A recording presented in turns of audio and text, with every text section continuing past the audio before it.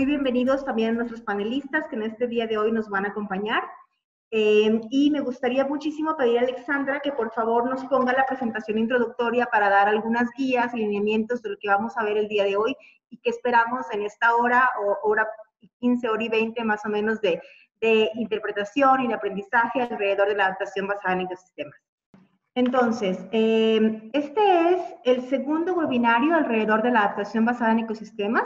Está organizado por el Programa Global de Transversalización de la Adaptación Basada en Ecosistemas, la Red Sectorial de Gestión Ambiental y Desarrollo Rural en América Latina, GADRAL, de la GIZ, y en una alianza extremadamente fuerte con nuestro socio implementador, que es la UICN Sur. ¿Cuál es el contexto? Esta red regional en Latinoamérica funciona con algunos países, es decir, funciona a nivel de toda Latinoamérica, pero también fomenta ideas innovadoras en la región. Y cada cierto tiempo algunos programas de la cooperación alemana se unen para gestar estas ideas innovadoras. Es así que al inicio de este año se generó un webinar, se generó un grupo de trabajo, un WordStream, que está enfocado en ciudades verdes, resilientes y digitales, y sobre todo en difundir la información y las experiencias alrededor de la adaptación basada en ecosistemas urbanos y en ecosistemas rurales. Como parte del plan de trabajo de este grupo, se encuentran los dos webinarios que se han desarrollado, tanto la semana pasada como el que tenemos el día de hoy también. ¿Cuál es el objetivo de estos webinarios? Prácticamente difundir el enfoque de adaptación basada en ecosistemas a nivel de todos los actores, socios, contrapartes y otros posibles implementadores de estas medidas. Hemos ya visto los beneficios que existen a través de la implementación de este enfoque y realizar un intercambio de experiencias y también mapear muchas más experiencias a nivel de toda Latinoamérica. La semana pasada, les comparto también, está ya listo nuestra primera grabación. Al final del día vamos a pasarles un link donde van ustedes a poderse bajar la grabación. Y tuvimos el primer webinario donde teníamos la presentación de los colegas del UICN, la experiencia de implementación en práctica de México y una experiencia también en Ecuador. Y como nos habían escrito algunas veces para obtener los contactos, pues ahí los tienen en la pantalla y todos ustedes pueden ya también contactarse con las personas que tengan interés para seguir aprendiendo y fomentando la discusión alrededor de la AVI urbana y rural. ¿Y qué esperamos el día de hoy? Hoy vamos a tener una primera introducción global desde Alemania sobre la importancia de las ciudades verdes y resilientes. Tenemos los ejemplos internacionales, tenemos el caso de Colombia también, que nos están acompañando desde Bogotá, tenemos un caso de Brasil muy interesante desde El Salvador, y vamos a mostrar un video a nuestros colegas de Costa Rica sobre cómo ellos lo están implementando en el Valle Central desde San José. Al final tendremos una ronda de preguntas y respuestas, y también una discusión con nuestros diferentes panelistas, a los cuales les doy desde ya la cordial bienvenida. El tiempo estimado que tenemos en este proceso es más o menos de 1.5 horas. Esperamos no tomar mucho más de ese tiempo. Los invito a todos a familiarizarse un poco con la plataforma. Esta es la plataforma Zoom, es muy dinámica, es muy interactiva, nos permite tener una fluidez en la comunicación. Ustedes, sin embargo, como ven en la pantalla, tienen diferentes ventanitas. Hay una sección específica para el chat, donde pueden ustedes tener conversaciones privadas con las personas que ustedes gusten, o también enviar mensajes hacia todos los actores que están en este momento en la plataforma. Y también existe una ventanita de preguntas y respuestas. Es ahí donde invitamos a todos y todas a hacer sus preguntas y respuestas hacia los panelistas. Conforme vamos avanzando con las preguntas, se van a ir respondiendo en esa sección. Entonces, nuevamente recordar, la sección del chat es prácticamente para conversar con personas privadas o para mandar comentarios generales, como si nos escuchamos o no nos escuchamos, y agradecemos que la sección de preguntas y respuestas estén en la parte donde está diagramado aquí en pantalla. Algunas recomendaciones también para que todos nos puedan escuchar y nos puedan mirar sumamente bien, sobre todo para nuestros panelistas en el momento de hacer nuestra presentación y la parte final del foro, pues recordar a todos y todas apagar su micrófono cuando no estén en el uso de la palabra para evitar sonidos. Recordemos también que esta webinar se está grabando, así que agradecemos a todos que nos compartan en el chat que sí están dispuestos a grabar y al final vamos a enviar también el link de donde está el anterior y las finales van a estar publicadas en la comunidad, en la plataforma de Adaptation Community. Mantener tal vez un poco de distancia y manejar un poco la luz para que todos nos puedan observar bien y para que no exista mucha distorsión visual también. Agradecemos mucha información a nuestros panelistas. Y como ya les comentaba, la grabación va a estar disponible en breve en la parte de Adaptation Community Net. Ese es el link y podemos encontrarla ahí. Entonces, con esta información brindada, me gustaría invitar a nuestro primer panelista, que es el señor Matías Bertram, a darnos su primera presentación y a darnos la introducción sobre lo que es la importancia de las ciudades verdes resilientes y los ejemplos internacionales que se están manejando. Buenos días a todos y todas. Y es un placer para mí de compartir con ustedes algunos aspectos de ABE en los ecosistemas urbanos. Me llamo Matías Bertram, soy un asesor de adaptación basada en ecosistemas de GIZ en un proyecto global que llama Adaptación basada en ecosistemas y transversalización de ABE en la planificación y decisiones. Y es un proyecto que es financiado por la Iniciativa Internacional de Protección de Clima del Ministerio Federal de Medio Ambiente, Protección de Naturaleza y Seguridad Nuclear. Porque este tema es importante.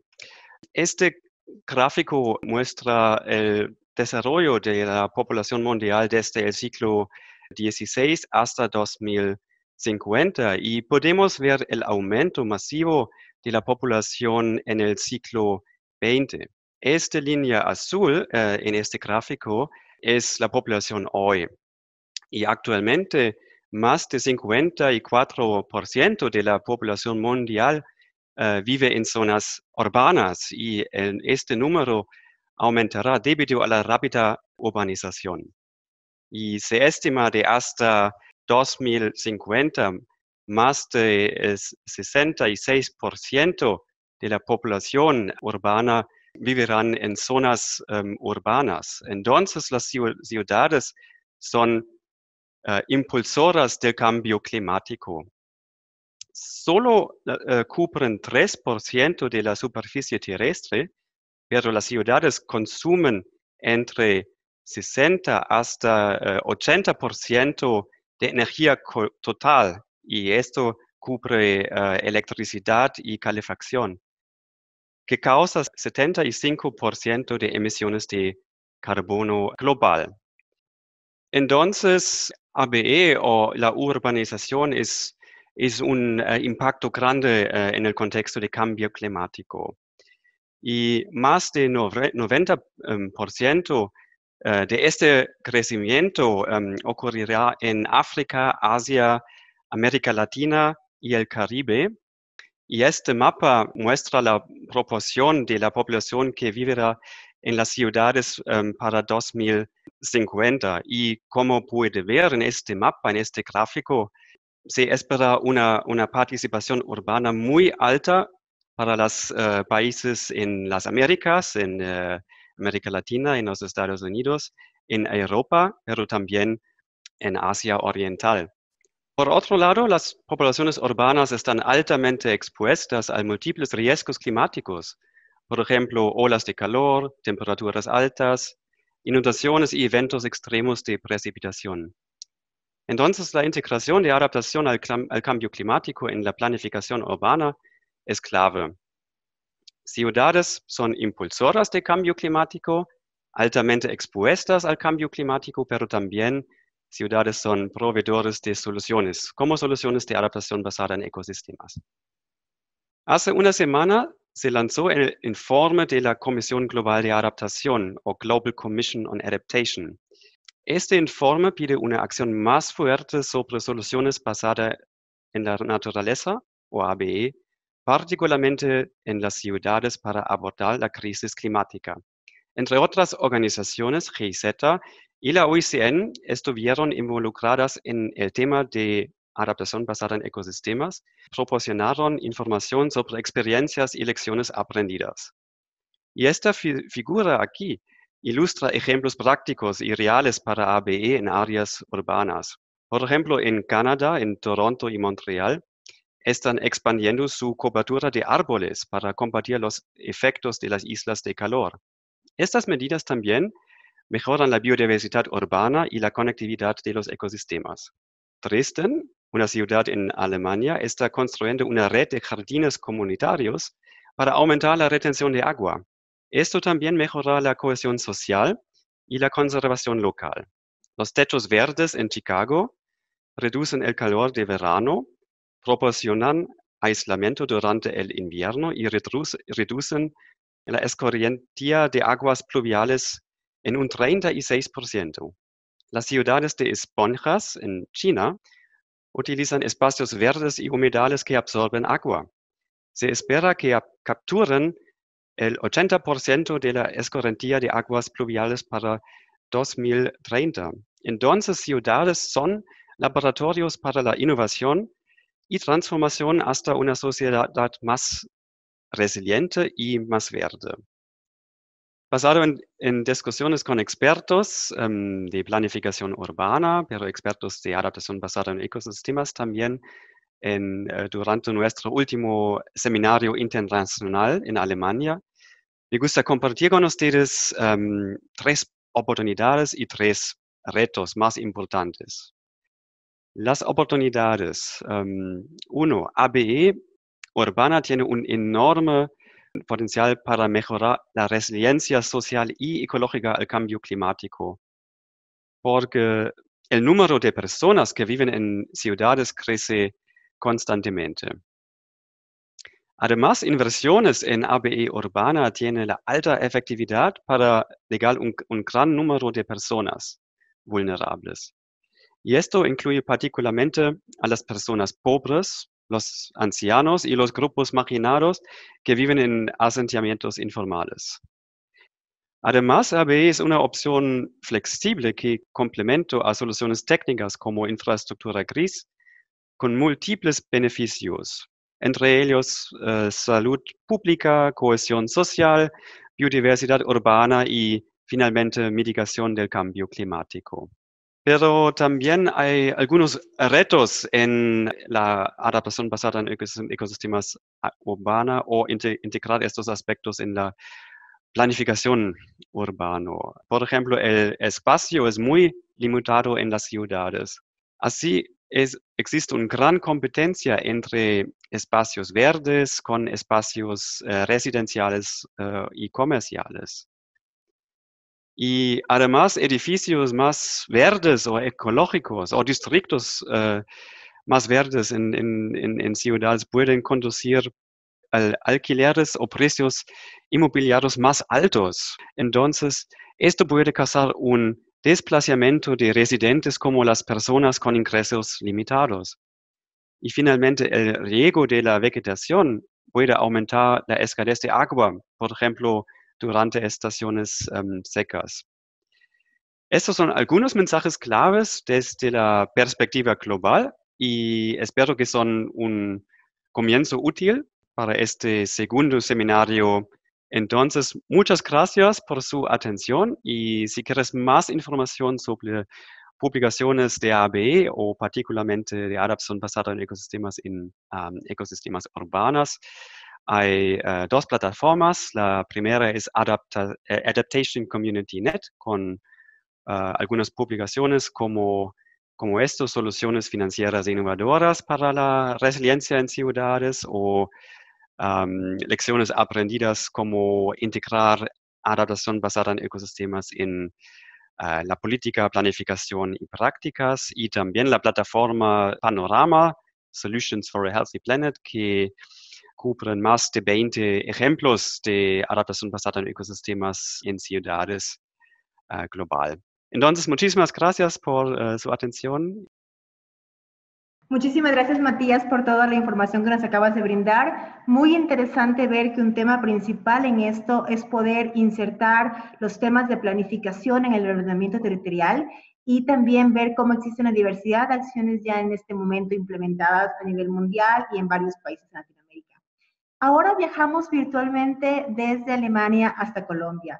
Me gustaría invitar a nuestra colega Carolina Oseche del Ministerio de Medio Ambiente en Colombia a hablarnos sobre cómo la adaptación al cambio climático en ecosistemas de alta montaña se ha implementado en Colombia y en los alrededores específicamente de Bogotá. Carolina, por favor, tienes en este momento la palabra.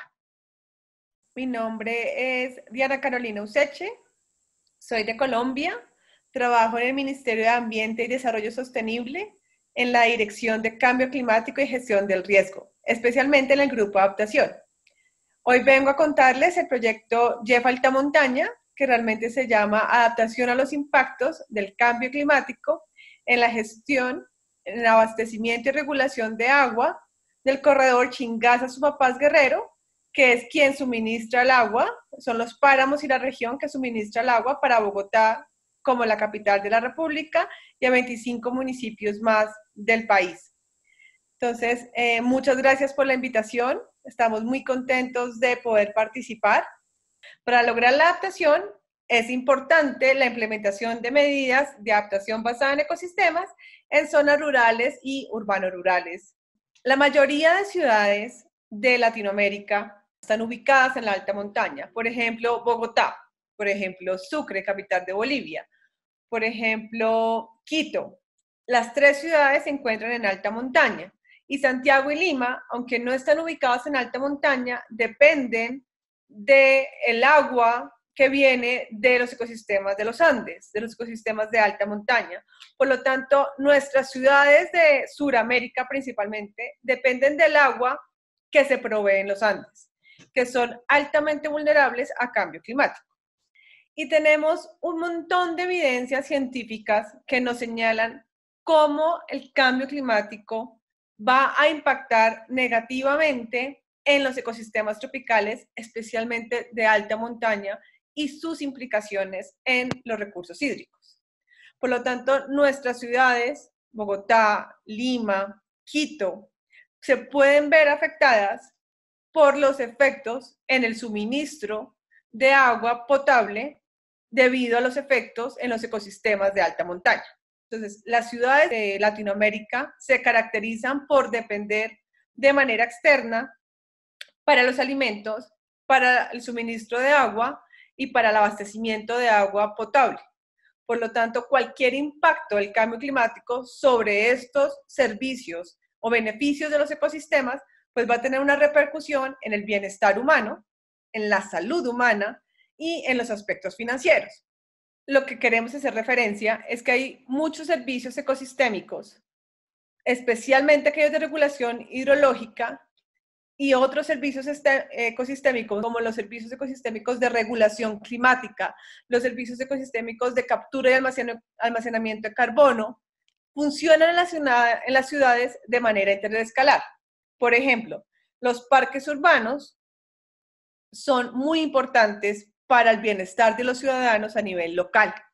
Pero yo no sé en otras ciudades, pero al menos en Bogotá tenemos lo que denominamos la estructura ecológica de Bogotá región. Es decir, cómo estos parques urbanos, las áreas verdes dentro de la ciudad y aledañas a ellas, aportan a los servicios ecosistémicos que de aquí se demandan. Y a su vez, nosotros tenemos algo que se llama la región administrativa de manejo especial, porque estamos conscientes y estamos seguros que el agua no solo viene de los páramos circundantes, sino de la gestión del territorio alrededor de Bogotá. Por lo tanto, la gestión de los servicios ecosistémicos para la adaptación al cambio climático de las ciudades no solo debe ser dentro de la ciudad, sino debe ser áreas aledañas y la región de las cuales las ciudades dependen. Por lo tanto, Colombia ha querido avanzar y ha querido diseñar políticas y instrumentos de gestión nacionales para la adaptación al cambio climático de las ciudades, especialmente en temas de recurso hídrico. Bogotá, Montería, Cartagena son algunas de las ciudades de Colombia que tienen planes de adaptación a cambio climático, pero también tiene planes de gestión de la biodiversidad y los servicios ecosistémicos. Entonces estamos trabajando muy alineadamente a nivel de política todos los temas de soluciones basadas en la naturaleza para lograr la adaptación de las ciudades. Como pueden ver en la pantalla, les estoy mostrando algunos de los instrumentos de gestión políticos de ciudades y de regiones en torno a la adaptación al cambio climático. Adicionalmente, tenemos el Plan Nacional de Adaptación, la Política Nacional para la Gestión de la Biodiversidad y los Servicios Ecosistémicos, tenemos la Política Nacional de Cambio Climático y la Ley de Cambio Climático.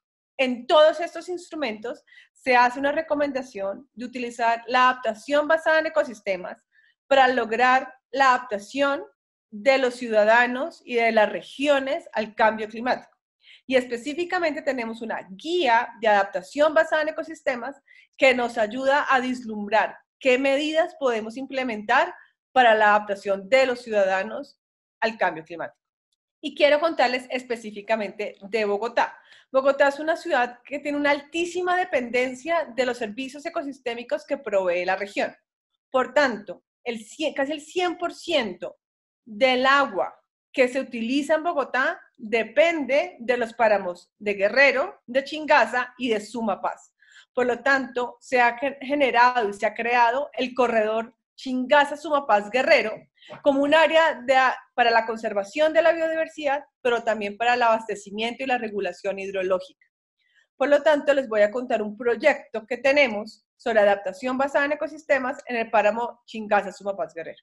Este proyecto se denomina Adaptación a los Impactos Climáticos en Regulación y Suministro de Agua para el área Chingaza-Sumapaz-Guerrero. Es un proyecto JEF, implementado por el BID y ejecutado por el Ministerio de Ambiente en alianza con Conservación Internacional, y tenemos 4 socios.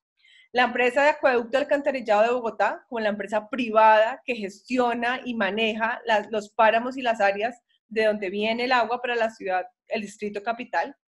2 autoridades ambientales, que son la Corporación Autónoma Regional de Cundinamarca y la Corporación Autónoma Regional del Guavio, y un instituto de investigación en relación a temas meteorológicos e hidrológicos, que es el IDEA. Este proyecto tiene como objetivo fortalecer la capacidad de amortiguación y regulación hidrológica de la cuenca Chingaza-Sumapaz-Guerrero. Y tenemos 2 grandes metas. Uno es mejorar la capacidad de amortiguación y regulación hidrológica de los ecosistemas de alta montaña, y lo otro es mejorar y fortalecer las medidas de adaptación en alta montaña para temas de adaptación al cambio climático. ¿Y qué es lo que hemos hecho? Este proyecto cuenta con 2 componentes. El primero, a la izquierda, la generación de información y conocimiento. Lo que hicimos fue realizar escenarios detallados para este corredor bajo los diferentes RCPs hasta el año 2100. Una vez con los escenarios, pasamos a hacer una modelación hidrológica de los principales microcuencas que alimentan los embalses, que alimentan los acueductos, e hicimos una modelación hidrológica de cómo cambiarían los caudales y los niveles de agua en cada uno de ellos. Luego realizamos un análisis de vulnerabilidad socioecológico del territorio para tener una propuesta de una red ecológica de conectividad para mejorar la conservación de la biodiversidad y la provisión de servicios ecosistémicos claves para la adaptación al cambio climático. Una vez teniendo toda la información, nos dirigimos a la implementación de medidas de adaptación. Una vez teniendo en cuenta cuáles eran los escenarios, a qué clima íbamos a tener, cómo esto iba a haber afectado a Bogotá y a los 25 municipios que se alimentan del agua de este corredor, empezamos la implementación de medidas de adaptación exclusivamente para mejorar la regulación hidrológica en los diferentes escenarios climáticos. Adicionalmente, lo que decidimos fue fortalecer las capacidades de aquellos municipios, de esos 21 municipios que hacen parte del corredor y gestionan y se abastecen del agua que viene de los páramos. Asimismo, de instituciones que hacen parte del corredor, autoridades ambientales, entidades que trabajan los temas agrícolas, y hemos fortalecido más de 400 funcionarios en temas de gestión al cambio climático. Y adicionalmente, estamos trabajando con 10 municipios que hemos priorizado para cómo incorporar temas de gestión de cambio climático en el ordenamiento territorial, que tenga una influencia directa en la regulación hidrológica. Por último, en los últimos meses nos hemos dedicado al diseño y a implementación del monitoreo y evaluación de estas medidas. Estamos haciendo un monitoreo ecohidrológico, es decir, estamos monitoreando cómo los cambios en las coberturas a partir de las medidas que estamos implementando, qué impactos y qué efectos tienen en la regulación hidrológica. También estamos haciendo un monitoreo comunitario del clima para empoderar a las comunidades que viven en la alta montaña de qué tanto está cambiando el clima y eso qué implicaciones tiene sobre sus cultivos, sobre sus fincas, sobre sus territorios, para también tomar medidas y acciones para mejorar y fortalecer la regulación hidrológica. Y por último, estamos haciendo un análisis financiero para determinar qué tan beneficiosos han sido las medidas de adaptación para que así se garantice su sostenibilidad en el tiempo. Hemos fortalecido y le hemos dedicado muchos esfuerzos a la estrategia de comunicación. Por lo tanto, tenemos una página web que los invitamos, se llama Adaptación de la Alta Montaña, donde comentamos y compartimos todas las experiencias que tenemos de adaptación, restauración, reforestación, reconversión de sistemas productivos. Hemos salido en diferentes medios y difundirlas a nivel nacional para que puedan ser replicadas en otras áreas de la alta montaña. Hemos hecho diferentes giras con diferentes proyectos de adaptación, diferentes ministerios, diferentes instituciones nos han acompañado a ver de primera mano las medidas de adaptación para así poder compartir lecciones aprendidas, obtener recomendaciones y ha sido supremamente exitoso. En resumen, las medidas de adaptación que hemos implementado se pueden categorizar en 4 grandes áreas. Restauración ecológica, que lo que estamos haciendo es la recuperación de áreas degradadas de páramos o bosques altoandinos, la ampliación de relictos de vegetación y el aislamiento de área de importancia para la regulación hidrológica. Los sistemas de producción resilientes al cambio climático. Estamos incorporando y modificando y ajustando los sistemas productivos de la alta montaña para que sean resilientes al cambio climático, generen beneficios ambientales, generen beneficios sociales y se disminuya el impacto en la regulación hidrológica. Estamos haciendo medidas de gestión eficiente del agua, implementando reservorios y bebederos y sistemas de cosecha de agua. Y nuestra medida complementaria más importante, todos los temas de sistema de monitoreo que los estamos haciendo en alianza con la academia, con institutos de investigación y con las comunidades. Esto es una simple muestra de las medidas que estamos implementando, restauración y rehabilitación de ecosistemas de alta montaña para mejorar la regulación hidrológica. Estamos haciendo una diversificación de los sistemas productivos. En Colombia, los principales sistemas productivos son ganadería de leche y papa, por lo tanto, también tenemos problemas de seguridad alimentaria. Entonces, estamos incrementando, diversificando los sistemas productivos. Estamos involucrando colegios en los procesos de restauración y algo muy importante es que estamos fortaleciendo y empoderando organizaciones campesinas en cómo diseñar y modificar su territorio para la adaptación al cambio climático. Asimismo, estamos produciendo ciertos alimentos con un valor agregado y ha tenido un gran aprecio por los consumidores. También todo lo anterior se hace con organizaciones de mujeres. Las de la izquierda son organizaciones de mujeres campesinas de Guatavita y el otro es organización de mujeres emprendedoras de Sesquilé. Por lo tanto, estamos también incluyendo temas y roles de género para fortalecer a estas comunidades. Por último, el tema del monitoreo, que creo que es de los retos más grandes que tiene cualquier proyecto de adaptación. Comprobar que realmente estamos logrando la adaptación ante diferentes escenarios climáticos. Por lo tanto, le estamos apostando al monitoreo climático, que lo hacemos junto con el IDEAM y junto con una autoridad ambiental. El monitoreo ecohidrológico, que se hace en conjunto con la Universidad Javeriana de Bogotá.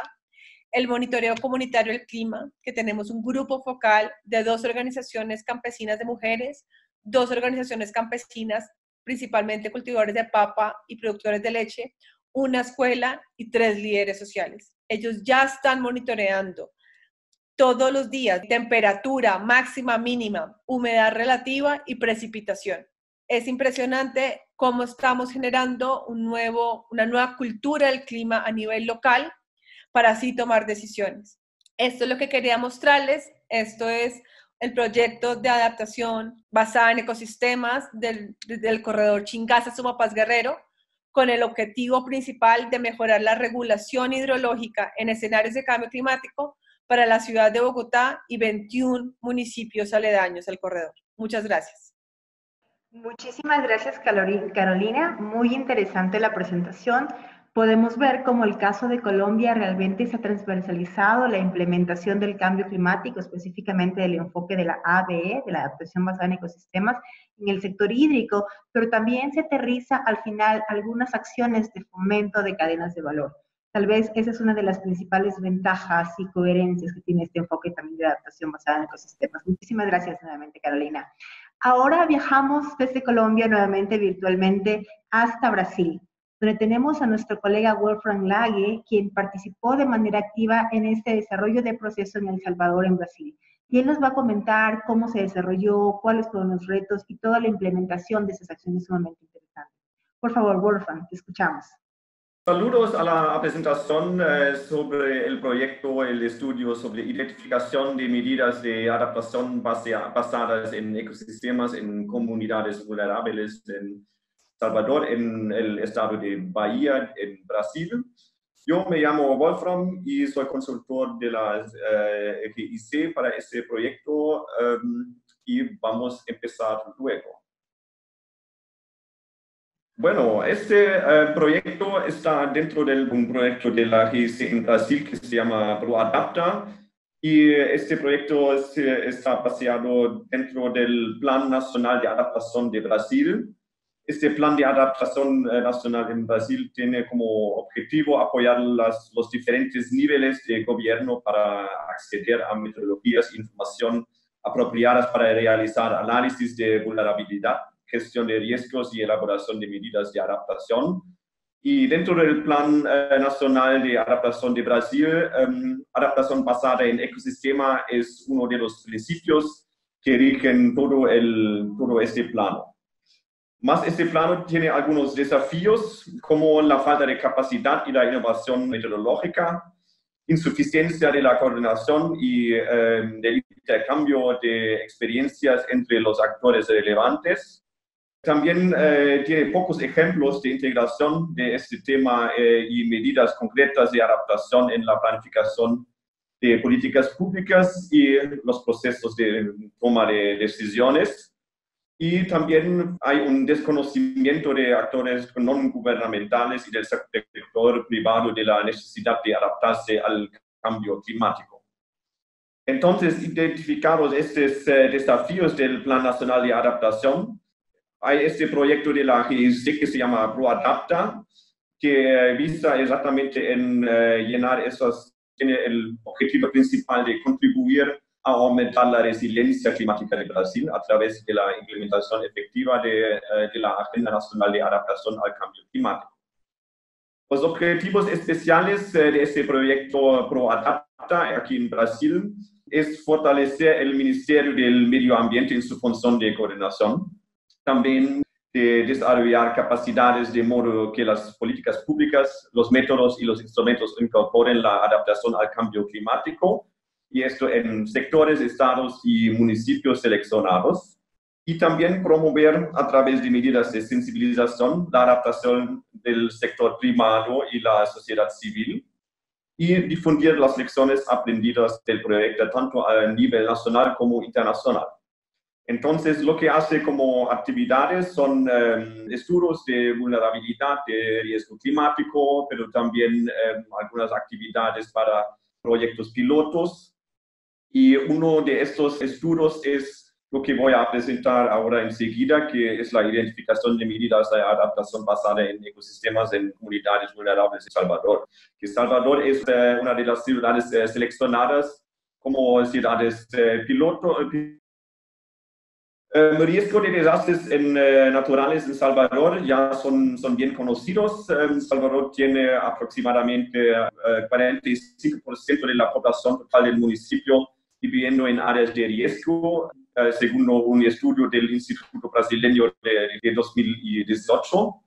Fuertes lluvias regularmente causan deslizamientos de tierra y inundaciones en la ciudad y en especial en comunidades vulnerables. También la ciudad ya sufre con altas temperaturas y olas de calor, y mareas altas y olas fuertes están damnificando la parte costera de la ciudad. Entonces, mirando escenarios climáticos, cambio climático en El Salvador, nos podemos constatar que la temperatura va a aumentar hasta 1 grado hasta 2040, hasta 2 grados hasta 2070. También se proyectan más noches calientes y mayor duración de las horas de calor. La precipitación, hay en general un aumento de los días con más lluvia intensa, en especial el indicador con más de 25 milímetros por día, que va a aumentar con el cambio climático. El aumento del nivel del mar proyecta hasta 40 centímetros hasta el año de 2050 y 1,5 metros al final del siglo XXI. Dentro de estos escenarios climáticos, las proyecciones, un proceso dentro de la prefectura, que va a ser principal del proyecto de la PIC en Salvador, hubo una discusión cuáles van a ser los impactos potenciales para este estudio. Se definió que el aumento de la susceptibilidad de deslizamientos, inundaciones y el aumento de las temperaturas van a ser el enfoque de este estudio. No se optó para tratar cuestiones como el abastecimiento del agua. Entonces, el enfoque con adaptación basada en ecosistemas, imagino que ya fue tratado en el webinar del día 12. ¿Cómo se implementa la adaptación basada en ecosistemas? Este es el ciclo de adaptación basada en ecosistemas, como el método de la GIC trabaja. El primer paso es la aplicación de la lente climática, que es identificar puntos de entrada y seleccionar sectores esenciales y cómo los sectores van a ser influenciados por el cambio climático. Después se realice análisis de vulnerabilidades, ¿no? Y a base de eso se identifica opciones de adaptación que son después priorizados y implementados. Mi estudio por enquanto no trata de la implementación, pero únicamente de la identificación y selección de opciones de adaptación con enfoque en las medidas basadas en la naturaleza. Como primer paso también fueron seleccionados no solo impactos potenciales, pero también dos comunidades a ser investigadas. Dentro de reuniones con stakeholders se estableció algunos criterios para esta selección, como la exposición a señales climáticos, la presencia de un centro local de defensa civil y protección, como para dar apoyo al soporte al estudio. También hay que tener un liderazgo comunitario bastante actuante que también podría soportar el estudio. También ya debería tener mapas de áreas de riesgo, como ya vemos en las imágenes en el mapa abajo, ¿no? Y también debería tener intervenciones de reducción de riesgo y desastres ya planeados para también facilitar una implementación futura. Y obviamente también alguna presencia de ecosistemas es muy importante porque hay algunas bastante comunidades en Salvador en realidad que son muy urbanizados, que ni hay ninguna árbol en la comunidad y sería muy más difícil aplicar algunas medidas basadas en la naturaleza si hay muy poca para aprovechar. También hay otros métodos, obviamente, ¿no?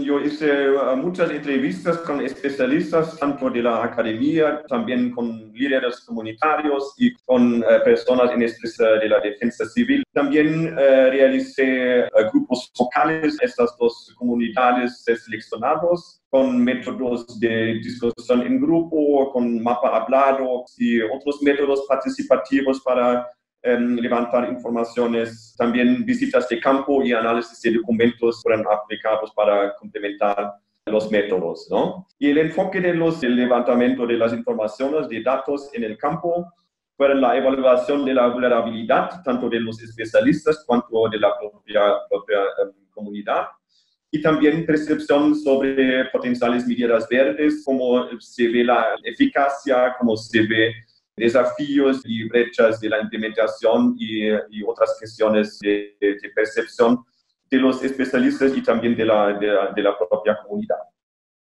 Entonces yo, a base de las entrevistas y los otros métodos, realicé estos análisis de vulnerabilidad. Aquí el ejemplo del aumento de deslizamientos, donde los varios factores que componen la vulnerabilidad, también en especial factores ambientales, ¿no? Como la vegetación inadecuada en las regiones donde hay susceptibilidad de deslizamiento, también basuras en las laderas o la impermeabilidad del suelo y drenaje inadecuado son factores ambientales bastante importantes para si pensar en el riesgo del aumento de deslizamiento. Y obviamente el señal climático, las lluvias intensas son muy importantes para pensar de cuánto este riesgo va a aumentar en las comunidades. Bueno, primero aquí ahora a base de este análisis de vulnerabilidad, también levanté cuáles son las medidas tradicionales que son aplicadas en la ciudad de Salvador, basadas en infraestructuras gris. Abajo a la derecha, engrapado con mortero, se ve bastante que es básicamente una cortina de concreto con pequeños tubos para facilitar el drenaje del agua.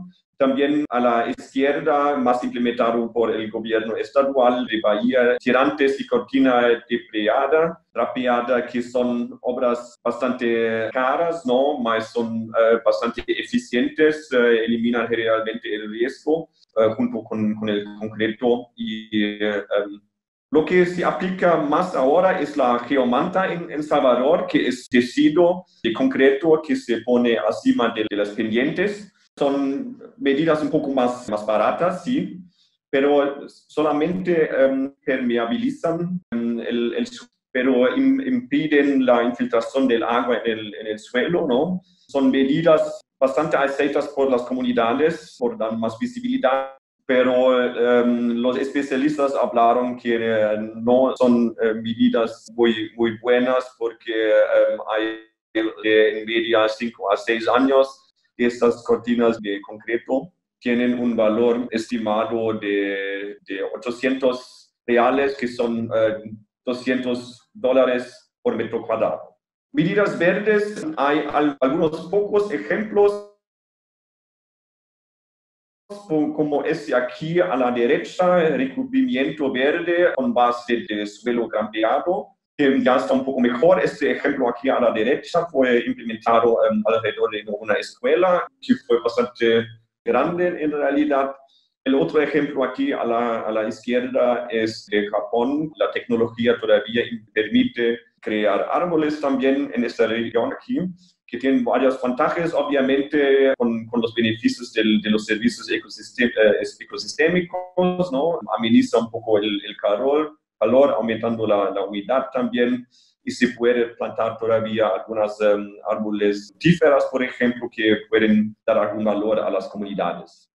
Hay otros ejemplos que son aplicados en la ciudad de Salvador. A la izquierda, esto es aplicado en varios casos, y los especialistas hablaron que esto es mucho más barato de que la geomanta que presenté en el slide anterior, y impermeabiliza de la misma forma el pendiente. Y otro ejemplo interesante, hay un ejemplo en realidad, el vetiver, que es un prado un poco especial por tener raíces más profundas, y también las hojas pueden ser utilizadas como material para crear otros objetos. Entonces podría traer otros beneficios para la vida. Aquí otros ejemplos que no voy a entrar en más detalle.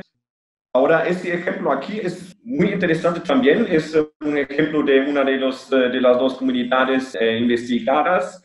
Hay un señor aquí que hizo su propia obra híbrida de contención, con algunas placas de concreto y también plantando algunas plantas especiales muy visibles, papayas, como se puede ver.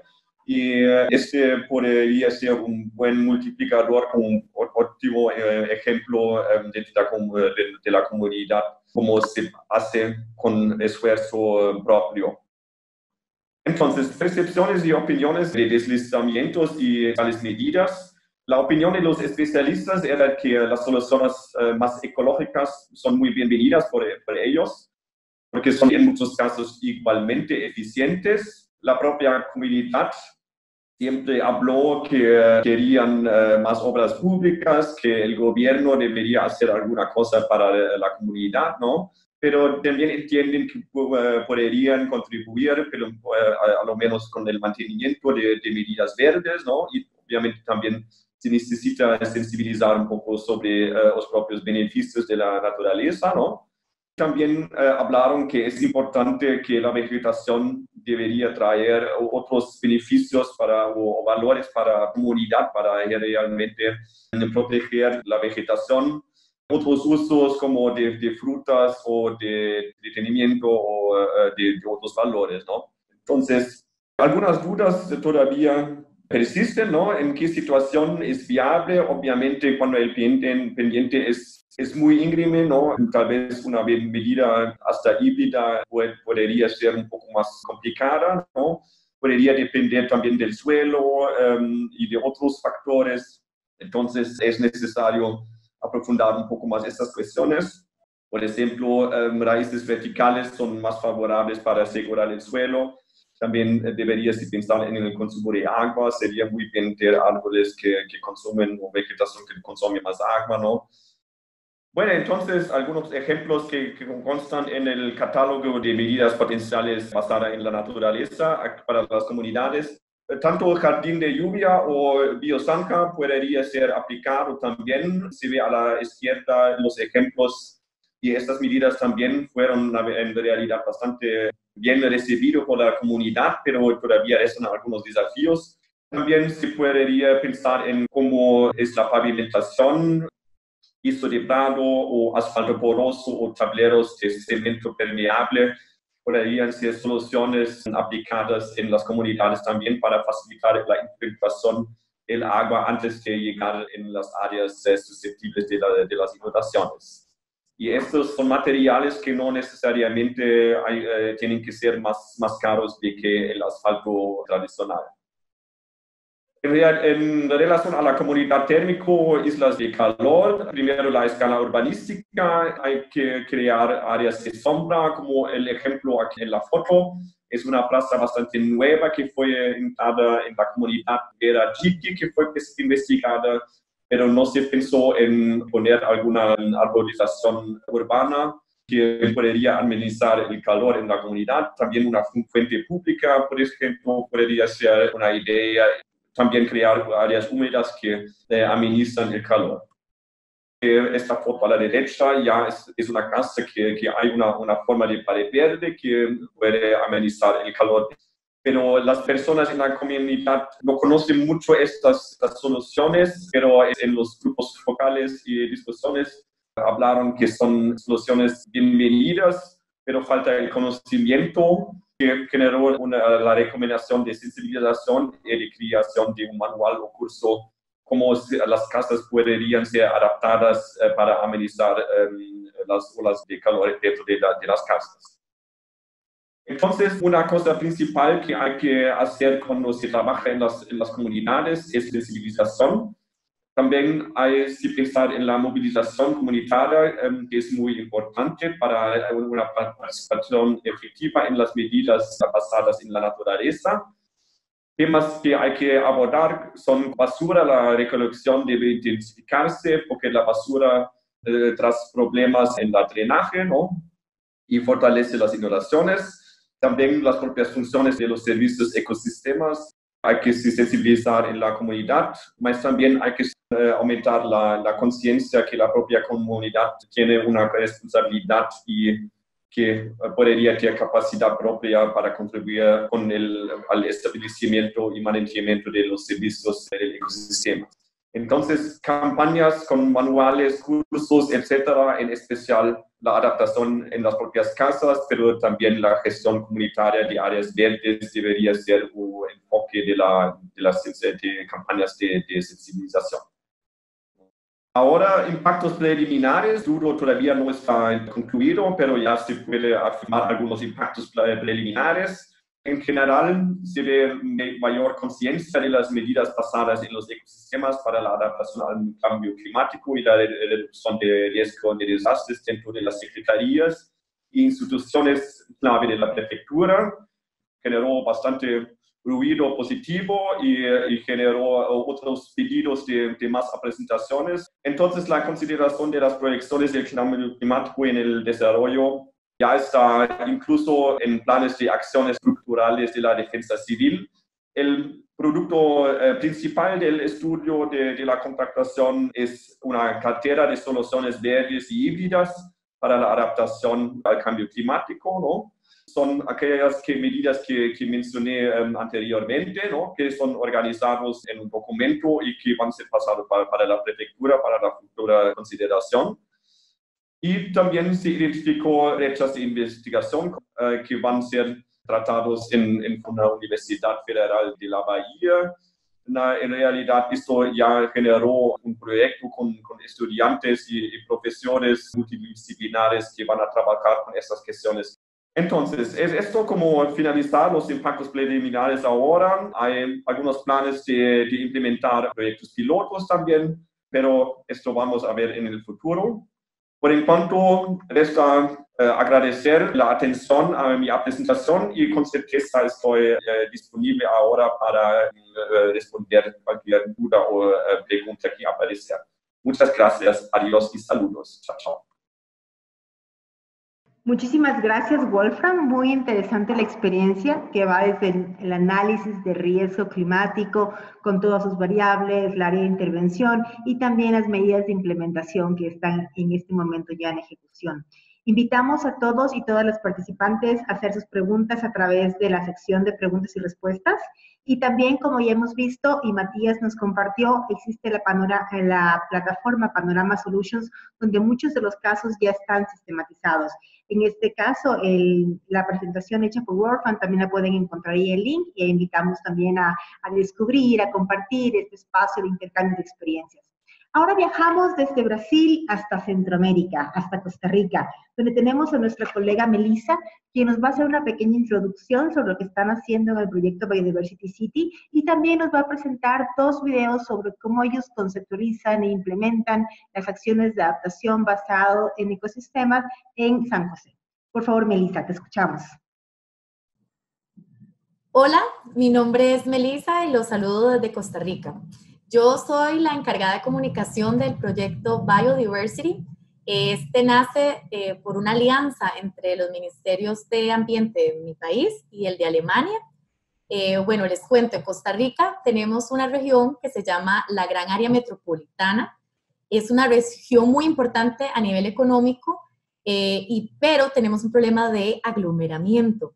En tan solo 4% del territorio total del país se encuentra más de la mitad de la población nacional, ¿verdad? Contando personas de otros países que también viven acá.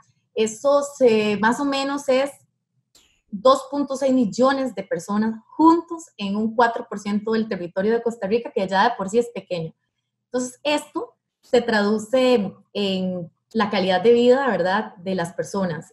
Tenemos menos acceso a la naturaleza, menos espacios verdes, y que al final influyen en cómo vivimos los habitantes urbanos. Entonces, por eso nace el proyecto Biodiversity, que lo que busca es crear ciudades más verdes en la región metropolitana. De esta forma trabajamos con, el Ministerio de Ambiente de Costa Rica, también con municipalidades de 7 cantones, la comunidad, que es muy importante, y a su vez los comités locales de 2 corredores biológicos interurbanos, que sería el Río Torres y María Aguilar. Estos comités, aunque son muy similares entre sí y tienen un mismo objetivo y una misma meta, no se han llevado muy bien en la historia, ¿verdad? Desde que se crearon, tal vez tienen ciertas diferencias, hay a veces competencia. Entonces, ahorita a través del proyecto han empezado a trabajar juntos, lo que nos alegra mucho y hemos visto como una mejoría en las relaciones de ellos para que más bien utilicen sus diferencias en aportes para el otro, ¿verdad? Ver cómo pueden realmente unir esfuerzos porque al final van con una misma meta. Entonces, ahorita que tuvimos el lanzamiento de nuestro proyecto, el lanzamiento oficial, quisimos visibilizar de alguna forma el esfuerzo que ellos realizan. Los comités locales están en su mayoría integrados por personas de la sociedad civil, no reciben ninguna paga, no reciben ninguna remuneración, más que realmente el mérito por cuidar la naturaleza en la ciudad. Entonces, acá se escucha mucho de que personas adultas mayores pudieron nadar en ríos de la ciudad, en ríos urbanos. Para personas de mi edad o menores, eso es algo imposible por la contaminación, no lo vemos como una realidad. Entonces, quisimos mostrar en este video qué pasaría si juntamos a un adulto mayor que vivió experiencias diferentes en la ciudad con sus amigos a un niño y cómo este niño empieza a imaginarse él también viviendo estas experiencias que vivieron los adultos antes, entonces, y siendo niños, ¿verdad? Entonces, nace este video, pues fue muy gracioso la parte de producirlo, pero al final logramos el efecto que queríamos en la gente, que era que se sensibilizaran con realmente que lo que están haciendo es muy, muy, muy importante y que al final pueden cambiar la historia de 1 y 1000 niños de Costa Rica, ¿verdad? Entonces, se los dejo por acá para que empecemos con este que es el que yo sé que les va a gustar y ahí me cuentan qué les parece.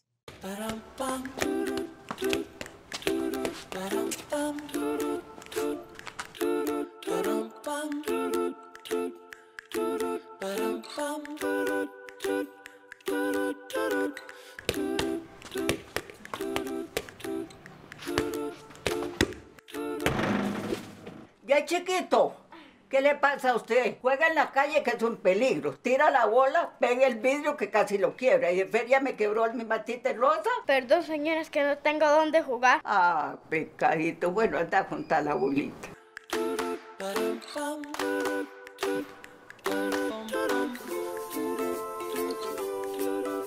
¿Sabes qué? En mi infancia, cuando yo estaba chiquita con usted, salíamos de la escuela, mis compañeritos, y nos íbamos al río a nadar.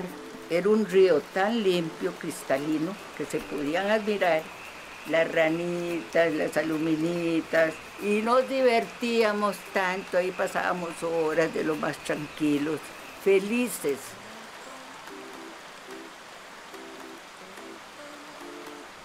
Era muy común que los vecinos se conocieran y entonces nos íbamos al parque y así pasábamos tamaños rato.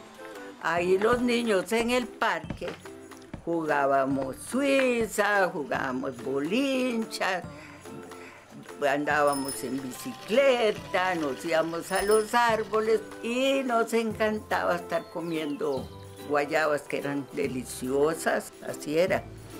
Era muy bonito antes, cuando nosotros estábamos niños. Eran otros tiempos. Solo se escuchaba los cantos de los pajaritos. Y hoy día solo se escuchan los pitos de los cabos. Estos calores no son normales. No hay nada más rico como sentarse debajo de los árboles y disfrutar de la naturaleza. Antes el aire era puro, fresquito, y hoy día hay mucha contaminación. Ahora solo ando en carro. Antes la gente caminaba y compartía.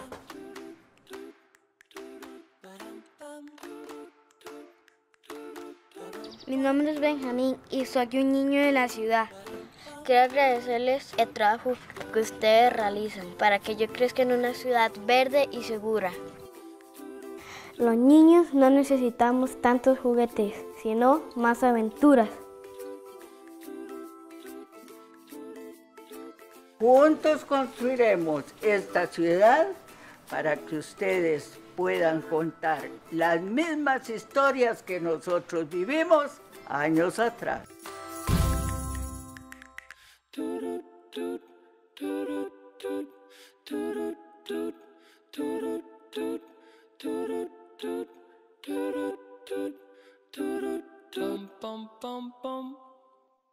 Bueno, ¿qué les pareció? Espero que les haya gustado mucho. Como también tenemos un componente educativo, ¿verdad? Nos hemos reunido con personas de comunidades que, aunque viven en corredores biológicos, no lo saben. Entonces, es muy importante para concientizarlos de la importancia de conservar, para garantizar espacios de conectividad para flora y fauna y también para nosotros como habitantes tener una mejor calidad de vida, mejor temperatura, por ejemplo, por la sombra que nos dan los árboles, mejor calidad de aire, agua potable, espacios para recreación si tenemos una ciudad verde. Entonces, como a veces esto genera dudas de qué es un corredor biológico y por qué es importante que yo lo conserve, nosotros nos concentramos en un video que les vamos a presentar ahorita. Es un video animado, considerando que nuestra audiencia es muy variada, ¿verdad? Desde personas que son expertos en la materia ambiental hasta personas de comunidad, niños, estudiantes que tal vez no están muy afines al tema y queremos que realmente sea muy, muy fácil de comprender. Entonces, aquí se los dejamos. Espero que les guste mucho.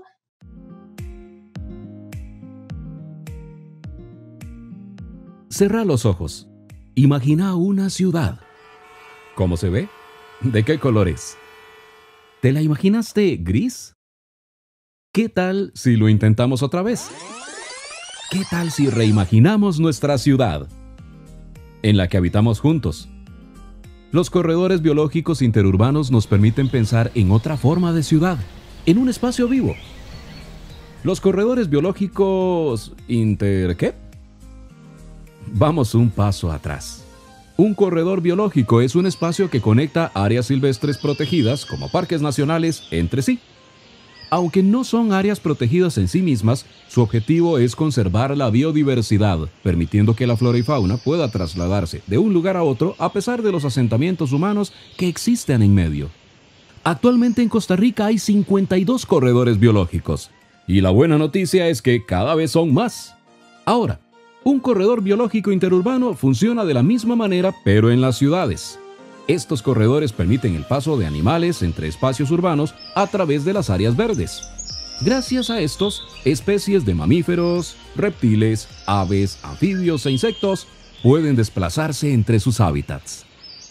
A través de parques, calles y avenidas arborizadas, jardines de casas, bosques a lo largo de los ríos, parches de bosques y otros espacios verdes, convertimos nuestras ciudades en sitios de verdadera convivencia.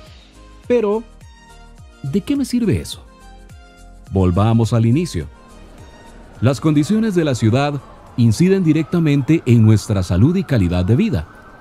Los principales desafíos para el bienestar de los habitantes de las ciudades están relacionados con la calidad del agua y el aire, la inseguridad, el estrés y la inactividad física.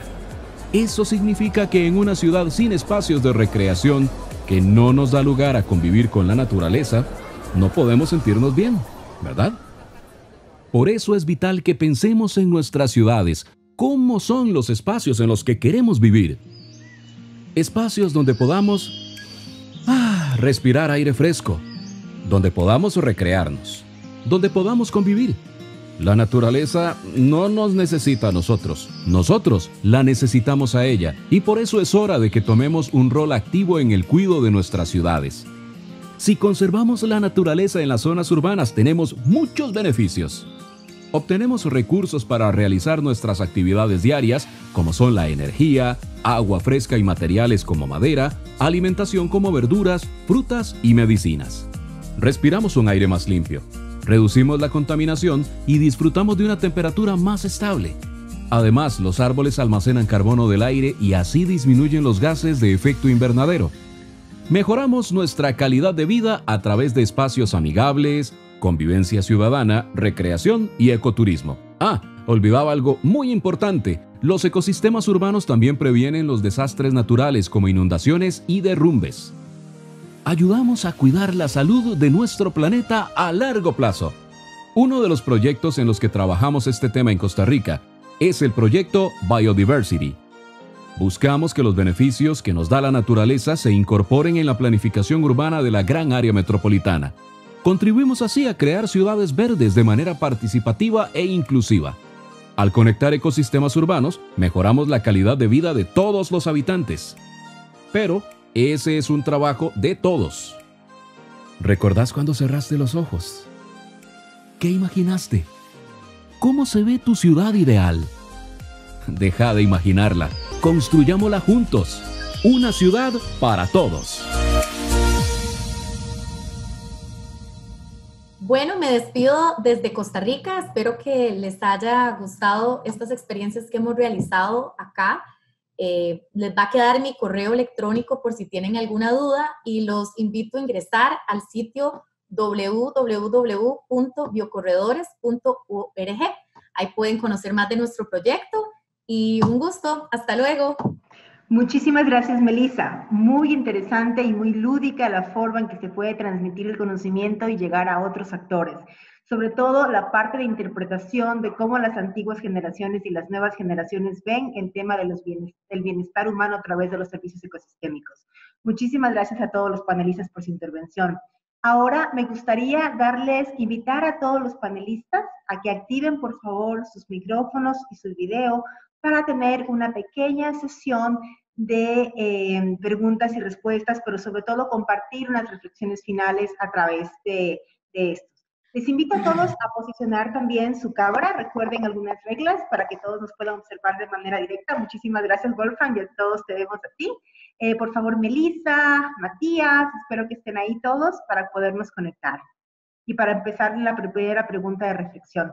¿Qué es lo que hemos visto a través de todas estas intervenciones? Hemos visto cómo la adaptación basada en ecosistemas es un concepto, es un enfoque bastante ágil y dinámico que puede ser articulado a muchos sectores. Hemos visto cómo ya en Colombia lo han presentado a través de los temas de planificación territorial, en la parte de montañas, como también desde Brasil, Wolfgang nos ha mostrado los casos específicos de implementación en ciudades, cómo puede ser utilizada la adaptación para llegar a las nuevas generaciones, utilizando o capitalizando los conocimientos antiguos también y manteniendo esa forma de comunicación. Entonces me gustaría a todos, y tal vez empezar por Wolfgang también, que nos comente cuáles han sido o cuáles ellos ven en el caso desarrollado en Brasil, uno de los principales desafíos en este proceso, sobre todo para generar la sostenibilidad. Por favor, Wolfgang, te escuchamos. Bueno, el mayor desafío muy probablemente va a ser la integración y la participación de las comunidades, ¿no? De la población de las comunidades, porque son ellos que tienen que cuidar de las medidas verdes, o por lo menos tienen que participar, ¿no? Porque son áreas donde el poder público ya está un poco menos presente, ¿no? Y también hay otros desafíos también en relación a los catálogos de posibles obras dentro de la prefectura, ¿no? ¿Cuáles son las medidas potenciales posibles también a ser incorporados? Y ahora son mucho más medidas solamente gris, ¿no? Pero hay que trabajar para transversalizar estas medidas también y potencializar para la ciudad toda. Ok, muchísimas gracias. Y claro que sí, es toda la inserción en la planificación territorial. Melissa, ¿cómo lograron ustedes captar toda esta articulación y vincular a estos dos personajes muy interesantes en el primer video, ¿no? Vemos a la señora, vemos al niño. ¿Cómo interactuar en esta dinámica que permite una comunicación efectiva? Fue todo un reto al inicio, pero es muy común. De hecho, el ministro de Ambiente acá en Costa Rica fue uno de esos adultos un poquito más grandes que también tiene la oportunidad de nadar en ríos urbanos. Entonces, jugando con esa parte sensible de que, bueno, hemos perdido un recurso, si bien es cierto, Costa Rica es un país verde, bastante verde, en la ciudad no es así. Entonces, a través de una compañera la abuelita tiene esa habilidad ante cámaras y el sobrino también, quisimos crear una historia. Fue un proceso que se hizo en 3 días, desde la producción del guión, filmación y tener el video, pero logramos hacerlo y vieras que en el evento donde estuvo la viceministra de Ambiente, generamos ese gancho que queríamos tener, ¿verdad? De que más que cuidar la naturaleza en la ciudad por la naturaleza, lo hacemos por el mismo ser humano, ¿verdad? Es un acto hasta egoísta, o sea, la naturaleza la cuidamos por nosotros mismos porque nosotros la necesitamos. Necesitamos la sombra que nos dan los árboles, espacios para recrearnos. Entonces quisimos contar esto con una historia y hemos tenido súper buena respuesta, medios de comunicación, también de los mismos comités locales, porque la gente lo que siente es sensibilidad, se siente emocionado y creemos que se pueden recuperar los ríos para que los niños también los puedan utilizar, los ríos urbanos, en ellos contar sus propias historias. Entonces fue todo un reto, pero muy positivo. Ok, Qué bueno, muy interesante.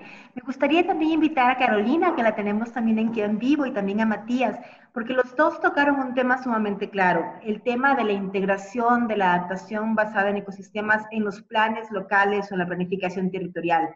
Obviamente sabemos que nuestros países son sumamente diferentes, pero al final la adaptación es local y es aquí donde podemos también generar la sostenibilidad.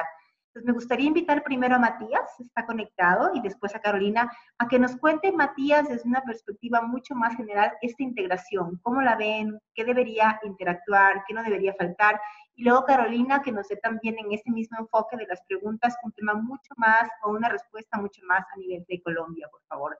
Matías, te escuchamos. Sí, gracias, Araceli. Muchas gracias por esta pregunta. Ya, creo que en el contexto de integrar estos aspectos de ABE en los planes urbanos, planes de ordenamiento territorial, es importante de entender adaptación basada en ecosistemas. Solamente es un desafío entre muchos desafíos. Entonces, a veces es más importante en el contexto de ciudades de, por ejemplo, comunicar sobre infraestructura natural, infraestructura verde para salud, para reducir los riesgos, para crear un aire muy bueno. Entonces, comunicar estos beneficios múltiples que una naturaleza puede proveer. Creo que en nuestra comunidad de práctica global es un tema muy importante, incluir todos los aspectos, Habitat 3, New Urban Agenda, la reducción de los desastres, cambio climático y además adresar la urbanización con conceptos más holísticos. Muchísimas gracias, Matías. En efecto, ¿no? El cambio climático es uno de los desafíos que enfrentan realmente las ciudades y los ecosistemas. La gama que implica todo este desarrollo de las ciudades y los ecosistemas es bastante amplio también. Carolina, también te tenemos en línea. Y en la misma línea, perdón, la repetición de Matías, ¿cómo lo hace Colombia? Lo vimos también que apoya muchísimo la transversalización de la política pública y implementa acciones, pero en la planificación territorial, ¿cuáles son las herramientas que implementan? Hola, ¿listo? ¿Me ven y me escuchan bien? Te escuchamos bien y te vemos bien, perfecto, sí. Listo. Bueno, el tema de la planificación territorial es todo un reto, porque a veces pareciera que son dos mundos distintos. El grupo ordenamiento territorial habla un lenguaje y nosotros los planificadores o gestores de cambio climático hablamos otro lenguaje. Entonces, lo primero que estamos haciendo es crear puentes para hablarnos y que podamos dialogar y podamos llegar a acuerdos. Con el proyecto de Jeff Altamontaña, que les presenté, lo que estamos haciendo es, ya que estamos implementando para mejorar la regulación hidrológica y estamos fortaleciendo a los municipios, especialmente a las personas que toman decisiones en el territorio, es sentarnos y ayudarlos a que la planificación territorial, como los planes de desarrollo, de gestión a cambio climático, especialmente temas de soluciones basadas en la naturaleza. Ese ha sido un primer paso. Adicionalmente, desde el gobierno nacional estamos diseñando e implementando los planes integrales de gestión de cambio climático territoriales.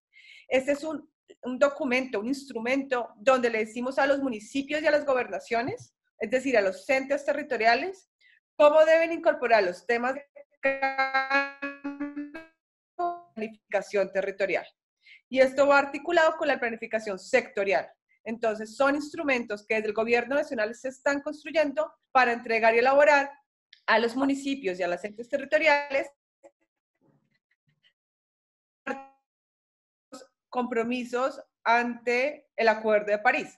Porque nuestro compromiso como Colombia es que el 100% del territorio tiene planes territoriales de adaptación a cambio climático.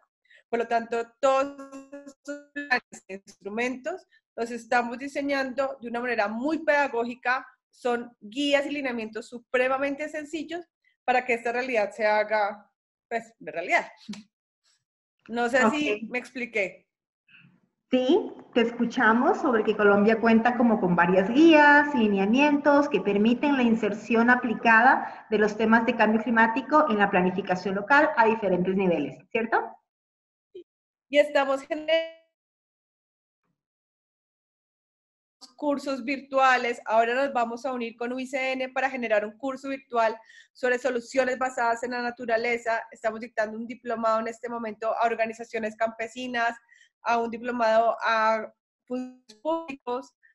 Empecemos a hablar un solo lenguaje, porque Colombia está lleno de políticas. Tenemos la política de cambio climático, tenemos una política de ordenamiento territorial, tenemos una ley de cambio climático, tenemos una política de biodiversidad y servicios ecosistémicos. Entonces no estamos hablando el mismo lenguaje. Por lo tanto, por eso es tan importante y es en el ordenamiento territorial donde esto se hace explícito. Ok, perfecto, Carolina, muchísimas gracias. Hay un tema interesante en nuestro chat de discusión donde nos dicen que discutamos un poquito, y tal vez esta es la última discusión ya para no tomar más tiempo de todos y todas ustedes, sobre el tema de la escala de la aplicación de la AVE, ¿no? Hemos visto diferentes casos. Hemos visto el caso de restauración en ciudades, hemos visto todo el caso de manejo de laderas, de manejo de cuencas, pero creo que la duda aquí es alrededor sobre la escala de la aplicación, es decir, ¿es la AVE? Y me gustaría dejar esto a nivel de una pregunta abierta, ¿es la AVE un concepto que podemos implementarlo a diferentes escalas? ¿Es la AVE un concepto que se aplica tanto a nivel de políticas, a nivel de sectores, a nivel de cuencas, o solamente nos sirve o es útil para escalas pequeñas? Wolfram, ¿cuál sería tu percepción de esto, por favor? Bueno, la cuestión de la instabilidad de las laderas es una cuestión más de una escala menor, ¿no? Claro. Y también como mi estudio estaba enfocado en las comunidades que no visto la ciudad entera, ¿no? Y con certeza hay otras potencialidades todavía para implementar y desarrollar otras medidas basadas en ecosistemas en una escala mayor, ¿no? Pero hay también varias medidas en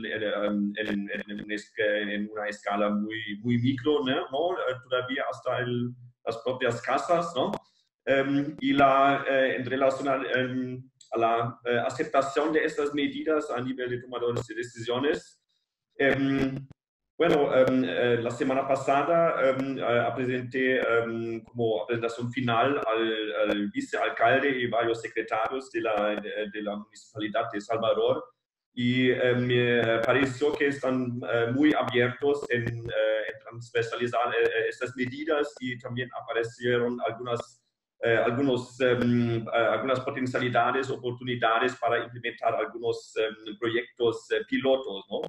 Entonces, la aceptación, pero menos en este momento, para mí, me parece bastante favorable, ¿no? Pero con certeza hay otras potencialidades en otras escalas también, en la ciudad toda, corredor verde, etcétera. Pero el estudio enfocó realmente en las comunidades que a veces son mayores, a veces son menores, pero las dos seleccionadas son menores también para facilitar un poco el estudio.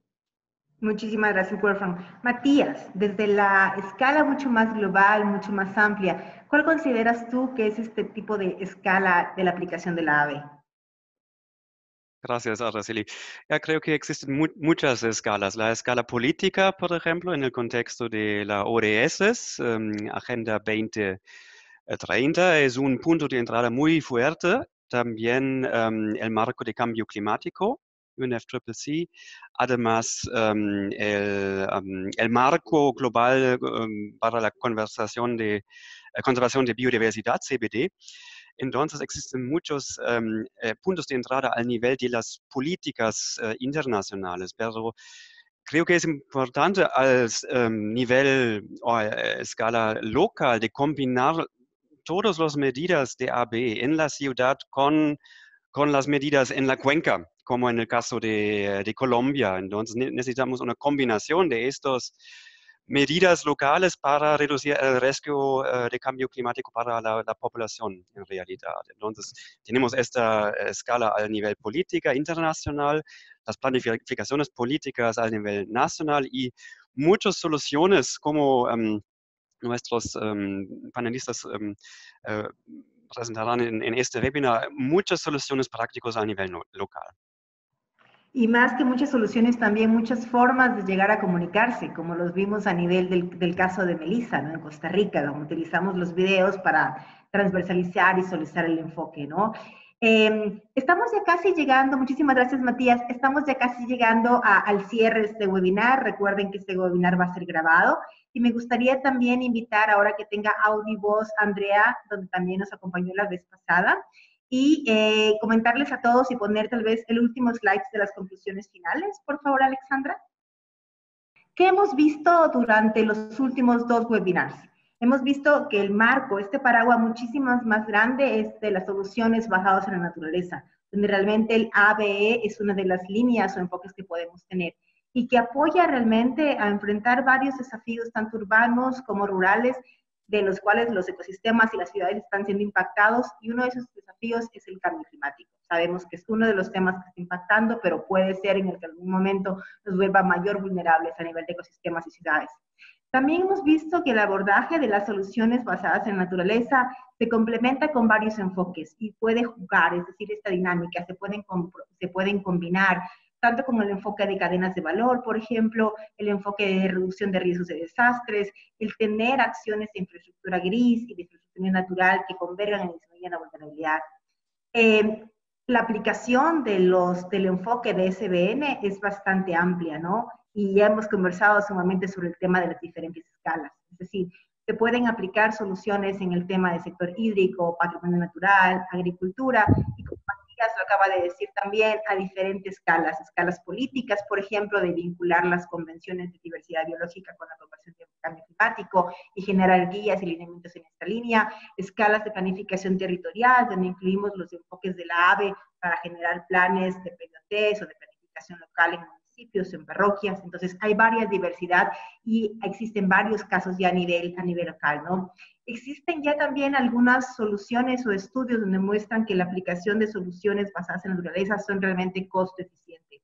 Y como veíamos en el caso también de Colombia con Carolina, donde ya existen indicadores y un monitoreo realmente desarrollado que permite cerrar el círculo, ¿no?